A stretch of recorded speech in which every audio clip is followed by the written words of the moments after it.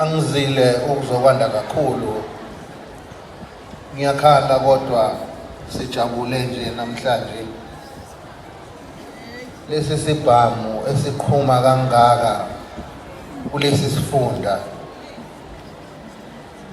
ithina sihamba phambili kulobu bugebengu. Ake sikhuze izolo,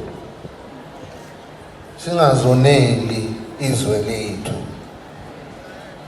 Masona leli lizwe siyophinde siyephi ngoba siphelele, ngoba sina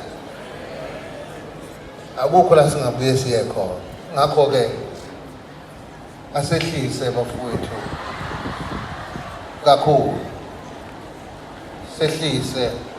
Uma ukuthi uyabenza lokho bugebengu, hlukana nabo.